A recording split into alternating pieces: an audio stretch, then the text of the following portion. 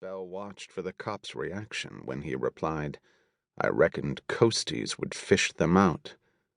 O'Riordan agreed with a world-weary "yeah," confirming the rumors that even some officers of the United States Coast Guard, the arm of the Treasury Department charged with enforcing Prohibition at sea, were in the bootleggers' pockets.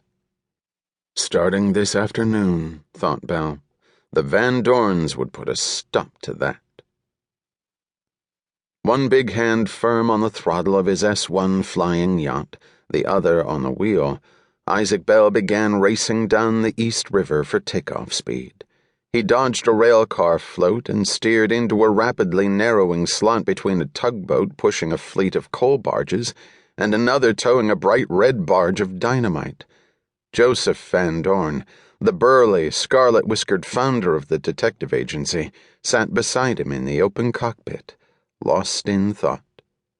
The Greenpoint ferry surged out of the 23rd Street terminal straight in their path. The sight of the slab-sided vessel, suddenly enormous in their windshield, made Joseph Van Dorn sit up straight. A brave and cool-headed man, he asked, "Do we have time to stop?" Bell shoved his throttle wide open. The Liberty engine, mounted behind them on the wing, thundered. He hauled hard on the wheel.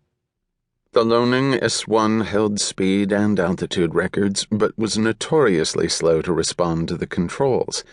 Bell had replaced its stick and pedals with a combined steering and elevating Blériot wheel, in hopes of making it nimbler. Passengers on the Greenpoint ferry backed from the rail. Bell gave the wheel one last firm tug. The flying yacht lunged off the water and cleared the ferry with a foot to spare. "There ought to be a law against flying like you," said Van Dorn. Bell flew under the Williamsburg Bridge and between the spotting masts of a battleship docked at the Navy Yard. "Sorry to distract you from your dire thoughts." "You'll distract us both to kingdom come." Bell headed across leaf-green Brooklyn at 100 miles an hour. Van Dorn resumed pondering how to deal with misfortune. The World War had upended his agency. Some of his best detectives had been killed fighting in the trenches. Others died shockingly young in the influenza epidemic. A post-war recession in the business world was bankrupting clients. And only yesterday, Isaac Bell had discovered that bootleggers, who were getting rich quick off Prohibition by bribing cops and politicians, had corrupted two of his best house detectives at the Hotel Gotham.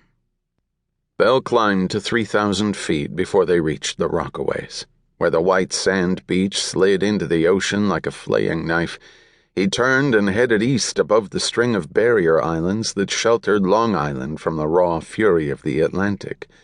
A booze-smuggler's paradise of hidden bays and marshes, inlets, creeks, and canals stretched in the lee of those islands as far as he could see. 30 miles from New York, he banked the plane out over the steel-blue ocean and began to descend. "Can I come in the launch, Chief?" Seaman Third Class Asa Summers, the youngest sailor on the Coast Guard cutter CG-9, was beside himself. He had finally made it to sea, patrolling the Fire Island coast for rum-runners on a ship with a cannon and machine guns. Now, the fastest flying boat in the world, a high-wing pusher monoplane, was looping down from the sky. And if the roar of its 400-horsepower Liberty motor wasn't thrilling enough, it was bringing a famous crime fighter he'd read about in Boy's Life and the Police Gazette, Mr. Joseph Van Dorn, whose army of private detectives vowed, "We never give up, never." "What's got you all stirred up?" growled the white-haired chief petty officer. "I want to meet Mr. Van Dorn when he lands." "He ain't gonna land." "Why not?" "Open your eyes, boy. See that swell?